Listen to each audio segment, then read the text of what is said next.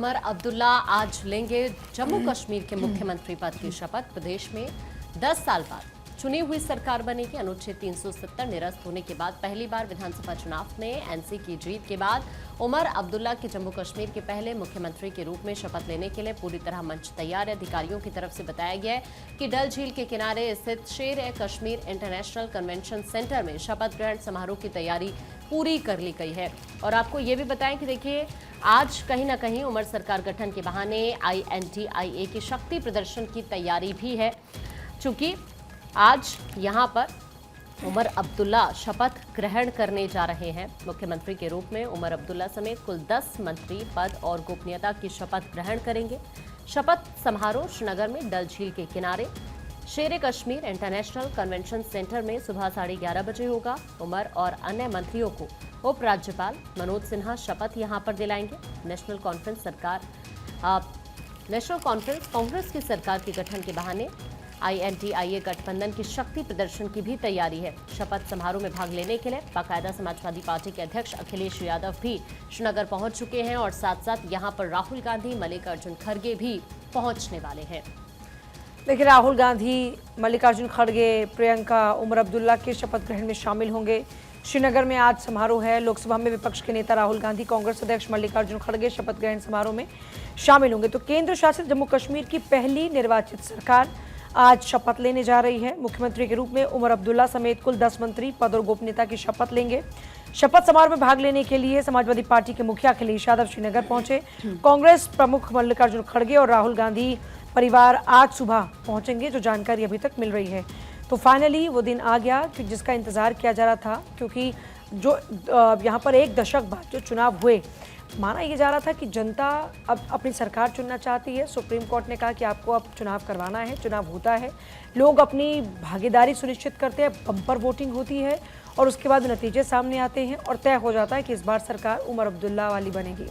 मुख्यमंत्री का चेहरा उमर अब्दुल्ला होंगे। तो आज फाइनली उमर अब्दुल्ला का शपथ ग्रहण होने जा रहा है और इसे शक्ति प्रदर्शन के तौर पर भी देखा जा रहा है, क्योंकि अलग अलग तरह के रिएक्शन सामने आ रहे थे कि क्या ये गठबंधन चलेगा। लेकिन अब पिक्चर क्लियर होती हुई नजर आ रही है कि फिलहाल मंशा साफ है। INDA अलायंस के तहत ही उमर अब्दुल्ला सरकार आगे बढ़ने वाली है। एक बहुत ही स्ट्रॉन्ग मैसेज कन्वे करने की कोशिश की जा रही है और ज़रूरी इसलिए हो जाता है क्योंकि हरियाणा में हार मिली, लेकिन दूसरी तरफ जम्मू कश्मीर में सरकार बनाने में कामयाब रही है गठबंधन में कांग्रेस। अब एक परसेप्शन बिल्डअप भी है कि देखिए, हम यहाँ पर चुनाव लड़े, साथ में चुनाव जीते। हालांकि एक हकीकत ये भी है कि कांग्रेस को काफ़ी ज़्यादा नुकसान हुआ। पिछली बार के मुकाबले कांग्रेस की न सिर्फ सीटें घटी, बल्कि जो वोट शेयर था वो भी काफ़ी ज़्यादा गिर गया। अब क्योंकि झारखंड और महाराष्ट्र में विधानसभा चुनाव की तारीखों का ऐलान हो चुका है, ऐसे में इंडिया अलायंस की जो ताकत है उसको दिखाने की जो कोशिश की जा रही है, इसका सीधे तौर पर एक स्पष्ट संदेश देने की कोशिश की जा रही है। अब जरा उमर अब्दुल्ला की राजनीति के बारे में भी जानिए। 1999 में वाजपेयी सरकार में केंद्रीय वाणिज्य और उद्योग मंत्री बने। 2001 में वाजपेयी सरकार में केंद्रीय विदेश राज्य मंत्री भी बने। इसके अलावा 2009 में 38 साल की उम्र में जम्मू कश्मीर के मुख्यमंत्री भी बन चुके हैं। 5 जनवरी 2009 में कांग्रेस और नेशनल कॉन्फ्रेंस की सरकार बनाई थी। 5 जनवरी 2009 से 8 जनवरी 2015 तक वो मुख्यमंत्री रहे। लगातार 3 बार लोकसभा चुनाव जीतने का रिकॉर्ड भी उनके नाम है। 2014 में उमर विधानसभा चुनाव जीते, लेकिन उनकी पार्टी इस दौरान हार गई। उमर अब्दुल्ला प्रदेश के 14वें मुख्यमंत्री होंगे जो शपथ लेने जा रहे हैं। 1998 में 28 साल की उम्र में ही उनका डेब्यू होता है। पूर्ण राज्य का दर्जा हासिल करना उनके लिए एक चैलेंज है। स्वीकारना होगा कि 370 को बहाल नहीं किया जा सकता। अलगाववादी फिर से सिर ना उठाएं, ये उनकी सरकार के सामने एक बड़ा चैलेंज रहने वाला है। केंद्र के साथ टकराव की स्थिति पैदा ना हो, टकराव टालना होगा। पूर्ण राज्य का दर्जा हासिल करना उनके लिए एक बड़ी चुनौती होगी। आज के शपथ ग्रहण में मेहमानों की अगर बात करते तो राहुल गांधी, मल्लिकार्जुन खड़गे, अखिलेश यादव, ये वो लोग हैं खासतौर पर जो आज पहुंच रहे। ममता बनर्जी के भी पहुंचने का एक अनुमान है कि वो भी आज के शपथ ग्रहण में पहुंचेंगी। शरद पवार भी पहुंचेंगे। इसके अलावा अगर बात करते हैं तो अखिलेश यादव ऑलरेडी पहुंच चुके हैं। राहुल गांधी, मल्लिकार्जुन खड़गे का यहाँ पर भी अपडेट ये है कि वो आज सुबह पहुँचेंगे। लालू प्रसाद यादव भी मेहमान होंगे। MK स्टालिन, मतलब इंडिया अलायंस के जो लोग हैं वो आज यहाँ पर पहुँच सकते हैं।